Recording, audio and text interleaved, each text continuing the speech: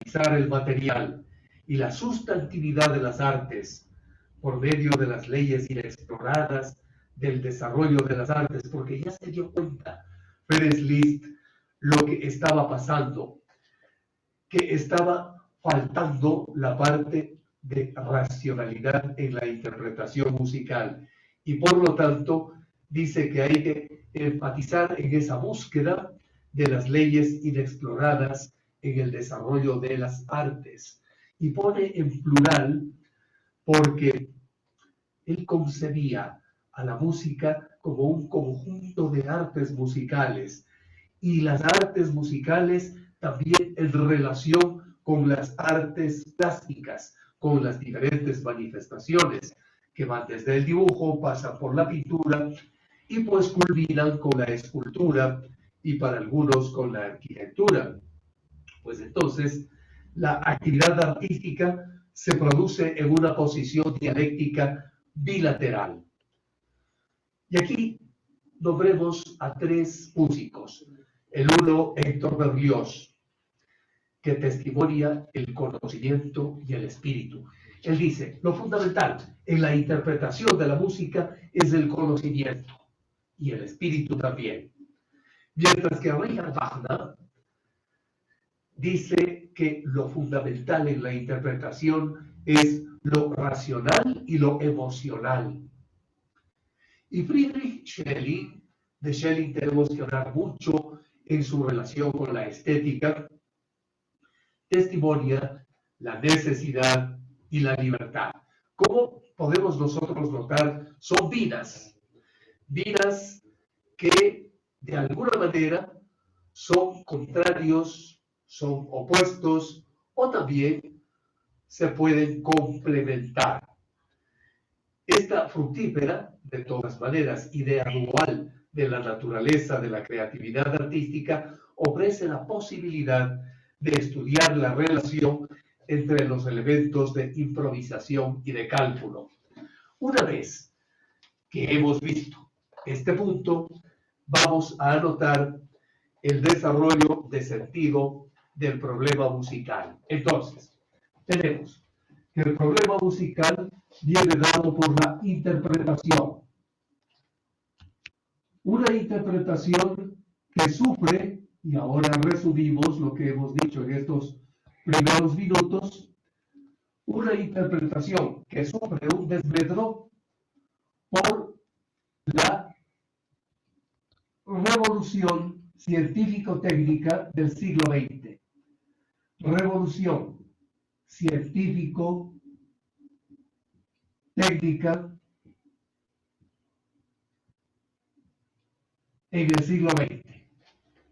La interpretación sufre un deterioro porque se profundiza en la mentalidad científica, que es la aspiración a entender sistémicamente. Entonces,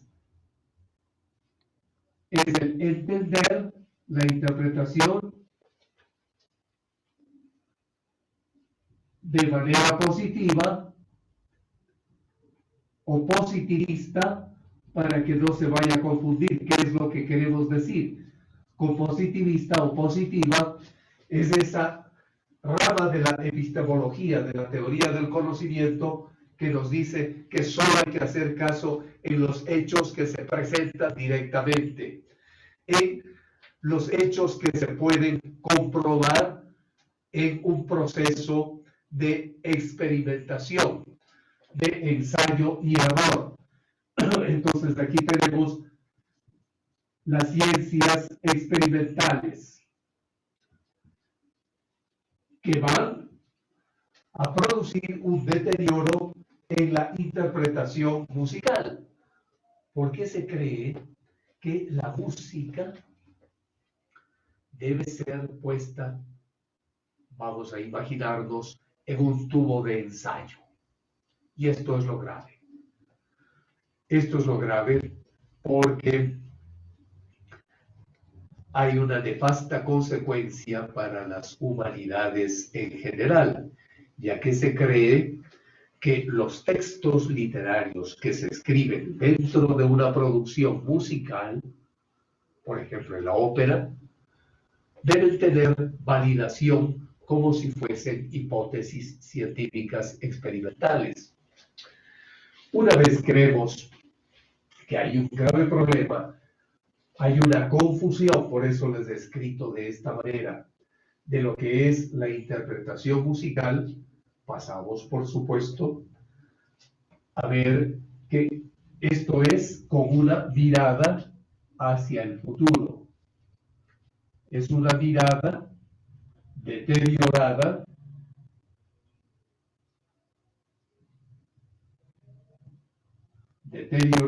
hacia el futuro.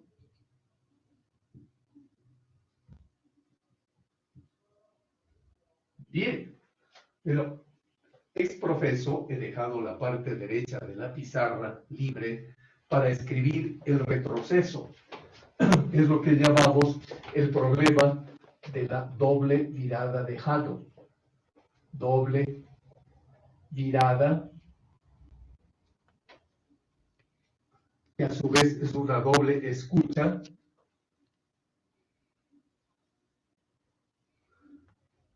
de Hadow. Hadow es el dios de dos caras. La una cara que mira supuestamente al futuro y la otra cara que mira supuestamente al pasado. ¿Y por qué digo que mira supuestamente al futuro? Porque mira el futuro, pero con una forma de escucha, de mirada retrógrada, ya que aquello de mirar, de valorar a la interpretación musical como una rama más experimental, eso ya había acontecido en una corriente deteriorada de la estética musical siglos antes. Mientras que la mirada supuestamente al pasado,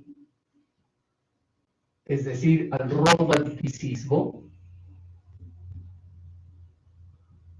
vamos a escribir aquí romanticismo, es un estrechar la interpretación musical a un principio irracional. El romanticismo se fija, se clava en un principio de interpretación irracional, donde prima lo subjetivo, donde prima la relación con el sujeto creador, con el sujeto compositor, con el sujeto instrumentista, con el sujeto oyente. En este principio irracional, que prima lo subjetivo propio del romanticismo, tenemos nosotros que ya se dio cuenta de aquello Ferenc Liszt. Entonces Ferenc Liszt, aquí me fui a escribir mal, porque es exactamente al revés. Ferenc Liszt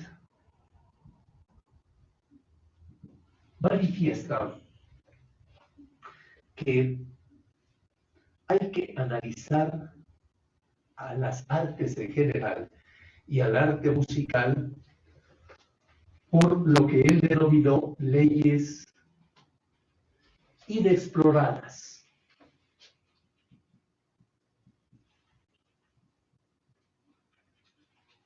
Aquí está el asunto, aquí está el meollo de todo. Él dice, salvemos a la música, porque hay algunas leyes inexploradas. ¿Inexploradas por qué? Por esta mentalidad cientificista, y son las que van a salvar la interpretación musical en sus tres horizontes de sentido. Estas leyes inexploradas, dice Ferenc Liszt, van a salvar a la música en cuanto a la composición. El compositor puede dejar el positivismo, puede dejar esta mirada cientificista, empequeñecedora de la realidad y componer creativamente. Lo mismo el instrumentista va a ser muy creativo, va a ser muy artista si se acoge a estas leyes inexploradas que él mismo las va a hacer. Es muy interesante lo que dice Pérez List. No es que están allí unas leyes inexploradas, no, para nada. Lo mismo para interpretar la música como oyente activo, pues el oyente activo puede estructurar unas leyes determinadas llamadas inexploradas. Pues bien, frente a este punto hay una posición dialéctica bilateral. Entonces, frente a una posición falsamente realista, que sería la cientificista, frente a una posición subjetivista irracional del romanticismo, dice Pérez List, no queda más que un examinar desde una posición dialéctica bilateral. Y esto es lo que estamos anotando. Una posición dialéctica bilateral. Hay tres personajes relacionados con la música que toman esta posición muy activa, dialéctica, bilateral, porque toman dos valores. El uno es Héctor Berlioz, lo vamos a poner aquí, Héctor Berlioz, y él se dirige a testimoniar el conocimiento y el espíritu. Dice, para interpretar hay que dar primacía al conocimiento y al espíritu. Por lo tanto, él usa la vida, los dos valores, el de conocimiento y el de espíritu. Espíritu considerado como una forma superior de ser dentro de la naturaleza, el espíritu de la música del que habla Nietzsche, por ejemplo. Esto es Héctor Berlioz, conocimiento y espíritu para interpretar la música. Mientras que Richard Wagner, y lo vamos a escribir aquí para no olvidarnos, Richard Wagner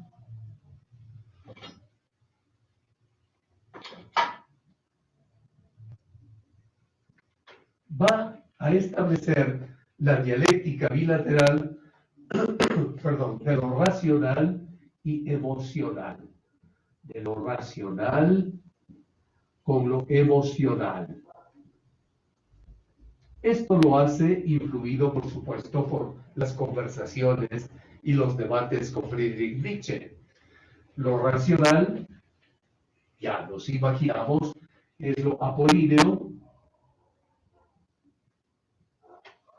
y lo emocional es lo dionisíaco.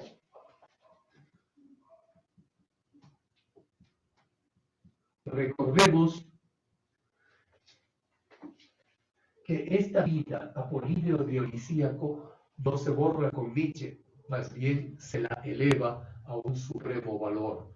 Y Nietzsche dice que no puede faltar en el arte musical ni lo apolíneo ni lo dionisíaco, aunque lo emocional, lo dionisíaco, deba primar, deba ser superior a lo apolíneo.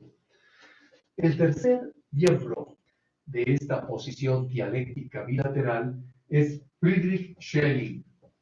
Friedrich Schelling es muy importante para la estética también, porque tiene la educación estética del hombre, que es un libro maravilloso, en el que habla sobre música, sobre pintura, sobre arquitectura, sobre escultura, por supuesto. Ese es Schelling. Schelling además hace filosofía. Y Schelling va a testimoniar acerca, es decir, va a estar de acuerdo acerca de la necesidad y la libertad. Necesidad y libertad. Necesidad de crear bajo unas normas determinadas y libertad para también crear, siendo consciente de las normas y sobrepasando esas normas. La libertad, por lo tanto, para Schelling es más o menos como para Hegel la conciencia de la necesidad. Y aquí tenemos entonces en la vida necesidad y libertad, no como dos opuestos, sino como dos principios consecutivos en la interpretación musical. La libertad del creador de música, la libertad del intérprete, la libertad de quien escucha también el arte musical, proviene de la conciencia de una necesidad de normas, de límites, pero a su vez que hay conciencia de ello, es como el deportista que salta salto alto, que salta corriendo vallas. Tiene conciencia de la necesidad de superar esas vallas, de no quedarse atrapado en ellas, y allí es mejor deportista. Asimismo, dice Schelling, exactamente igual sucede con el músico. El músico es aquel corredor con vallas que tiene la conciencia de la necesidad de sobrepasar esas vallas, no quedarse atrapado en ellas ni caerse con ellas. Pues bien, una vez que hemos visto estas características, podemos nosotros pasar a algunos criterios ya del siglo XX, desde comienzos de los años 70 del siglo XX, hay un fomento de la reflexión metodológica en la ciencia musical. Esto es hace 50 años, en los años 70 del siglo XX. Y esta conciencia de fomentar la reflexión metodológica, así como estamos haciendo aquí, en los años 70, se reflexiona en el método, en el camino para la interpretación musical. Perdón. Y 20 años después, en el comienzo de la década de los años 90 del siglo XX, se tiene una idea ya muy clara de la realización en forma sistémica de los estudios del arte musical. Se piensa en una forma sistémica de ver las cosas. ¿Cómo es eso? Es una forma más o menos como lo que hemos hecho aquí en nuestro pizarrón, relacionar unos puntos con otros puntos.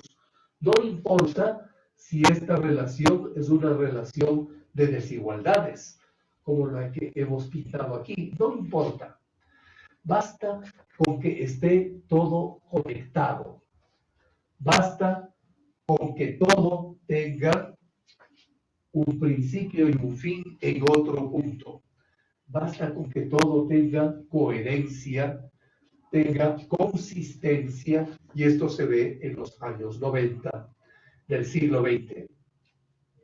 Y comienzan a encontrarse conceptos como el concepto de criterio sistémico, y se dice, la interpretación musical tiene que tener un criterio sistémico para juzgar la música. También se habla de interpretación semántica. La interpretación semántica de la música significa interpretar en esa relación entre el signo, el símbolo y los significados. Si queremos, pues, pensar en la interpretación semántica, en la que nosotros vamos a hacerlo en la siguiente videoclase, que la vamos a tener el jueves entrante. Allí vamos a hablar, en hermenéutica, de una interpretación semántica de la relación entre filosofía y música. Y comenzaremos con los presocráticos, con los filósofos eleáticos, es decir, de Elea, de las costas del Asia Menor, de esas colonias griegas en donde nació la filosofía occidental, porque la filosofía occidental y la concepción de la música, como se la ha vivido durante muchos siglos, no proviene de Europa continental, no proviene del mundo griego, sino que viene más bien del Asia Menor específicamente. Y la filosofía, la concepción del arte, la concepción de la música, que viene del Asia Menor, no surge allí de la nada, sino que tiene sus antecedentes, por ejemplo, en Tales de Mileto, en Egipto, en África, porque Tales de Mileto fue a estudiar al África.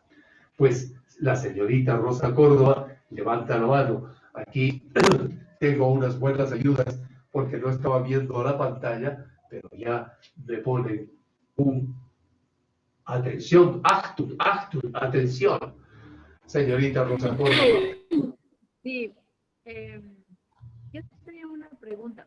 En cuanto a esa palabra de sistemático, creo que se llama, o Sistémico, el otro, ya, eso y la otra palabra. No sé si eso va a venir más específico en el libro que nos va a enviar, en el PDF, o puede ayudarme a entender un poquito la diferencia.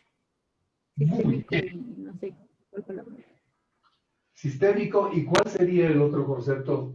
Disculpe usted. ¿Cuál otro concepto? Interpretación semántica, tal vez. Es semántica es. Muy bien. Sistémico y semántico. Muy bien, ya, muy bien. Perfecto, ya. En este momento desarrollemos esos puntos porque son básicos.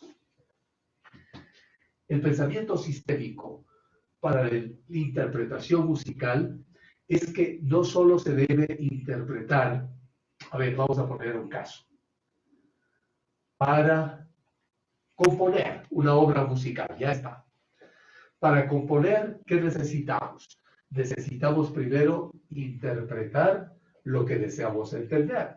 Vamos a componer, por ejemplo, estuve pensando precisamente en la comunicación que tuve. Por favor, todos quienes deseen, me escriben un WhatsApp y yo les contesto. Con la señorita Rosa Córdoba, pues ahora cruzamos ideas de cómo componer música. Y se me ocurrió después de comunicarme con usted, señorita Rosa Córdoba, y eso va para todos los compañeros, pues en que se puede componer, aquí está el pensamiento sistémico, ya lo van a ver cómo es esto.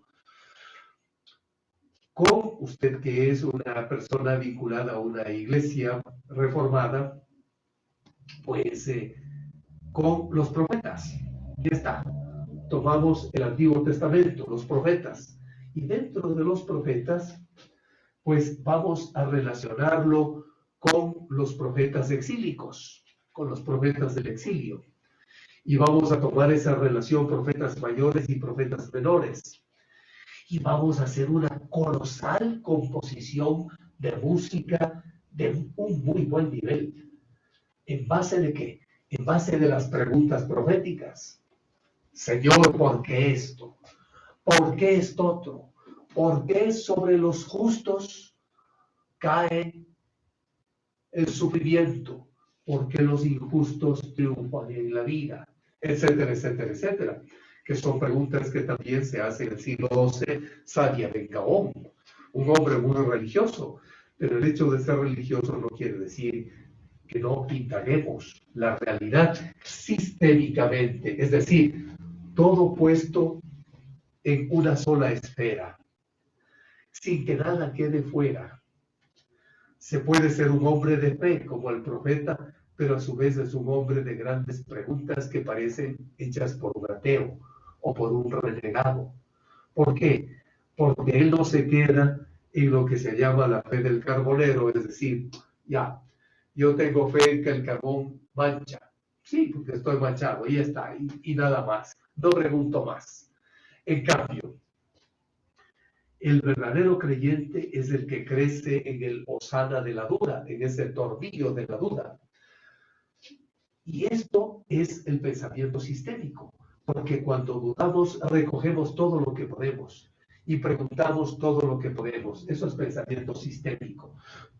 Mientras, perdón, que pensamiento semántico es la relación entre el signo, el símbolo y los significados. Solo es eso nada más. Por ejemplo, tenemos un letrero redondo con una línea inclinada y sabemos que es un no en la cuestión de tránsito. Si hay una E, quiere decir no estacionar. Si hay dos carritos, el uno semántico es esto. Si hay dos carritos de aquí, quiere decir no rebasar. Si le ponemos una E, quiere decir no estacionar. Entonces, este es un signo, es un símbolo que nos lleva al conocimiento de otro algo. Esto es lo semántico. Mientras que lo sistémico es lo englobador de todo. Y una vez que está englobado todo, hemos nosotros podido comprender la realidad universal. Mientras que con lo semántico solo podemos conocer la realidad en los particulares, así sean particulares muy grandes. Esto es una diferencia. ¿Sí? Ya. Entonces, ya, ¿puedo decir algo? Por favor, muchas gracias. Tenga la bondad de decirlo. Entonces, tanto como compositor como intérprete es necesario ser sistémico y semántico, porque si hablamos de semántico, se refiere a lo que es la teoría, o sea, todo lo que nosotros leemos, como nos dice ahí que hay un signo y pues ese es el significado. Pero cuando somos sistémicos, o sea, necesitamos como recopilar toda esa información que adquirimos un tiempo y ponerla a la práctica. Entonces, eso sería más o menos, ¿no? Perfecto, perfecto. Muy bien, muy bien, muy bien. Perfecto. Lo sistémico, que es lo global, no niega lo más particularizado. Esa referencia entre el signo, el símbolo y lo significado, que es lo semántico, no lo niega. Y lo semántico, esa relación entre un signo, un símbolo y lo significado, en la música, por ejemplo, no niega el sistema de la música. Por ejemplo, cuando tenemos una partitura, tenemos un caso semántico en cada línea del pentagrama. Por ejemplo, si estamos en canto gregoriano, en un grupito pequeño de neumas, tenemos lo semántico, pero aquello siempre está referido a una concepción de la interpretación sistémica, es decir, total. Inclusive, la interpretación sistémica penetra y se transforma y se difumina en los contextos de sentido. No es lo mismo cantar en esa línea gregoriana, en Solem, en la Abadía de Cluny, que en un teatro, que en el Teatro Sucre, por ejemplo. No es lo mismo. ¿Por qué? Porque el canto gregoriano fue hecho para el convento, fue hecho para un rito, fue hecho para los monjes en oración. El Teatro Sucre fue hecho para el espectáculo. Por lo tanto, allí ya hay algo que disuena. ¿Qué es lo que le salva la interpretación allí? Lo semántico, que nos ubica entre esa relación entre el símbolo, el signo de lo gregoriano con la realidad. Y la realidad en un doble estrato de sentido. La realidad auditiva y la realidad del lugar en el que se está escuchando aquel canto gregoriano, por ejemplo, el Teatro Sucre. Eso nos permite una reconstrucción del sentido de algo muy específico y muy diferente a nuestra vida cotidiana, como es el canto gregoriano. Bien, por lo tanto, lo que usted dice está muy bien. Se requieren de estas dos perspectivas, sistémica y semántica, para lo que nosotros queremos llegar a hacer, una buena interpretación. Estamos terminando el tiempo de Zoom, los 3 minutos, pero por supuesto podemos luego reconectarnos, si a ustedes les parece, enseguida. Y faltando unos 10 minutos para las 4 de la tarde, nos despediremos por breves momentos para conectarnos con antropología sociocultural de la música.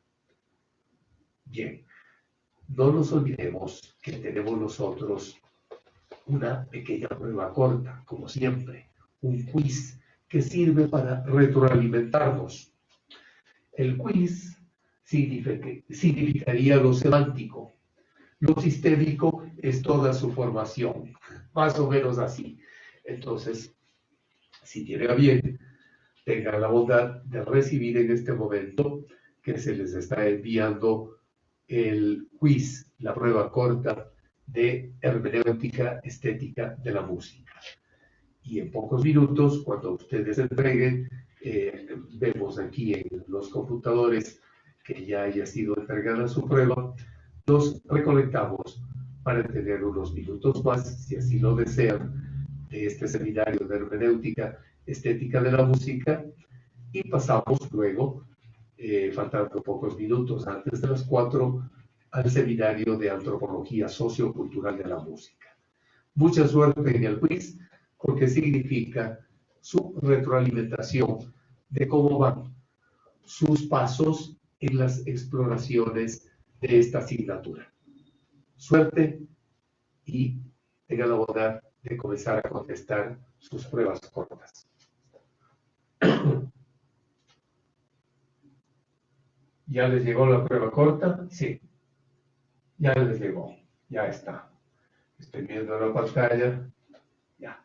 Entonces, háganla por favor. Nos vamos a desconectar para que ustedes hagan la prueba corta y volvemos a conectarnos en 3 minutos más.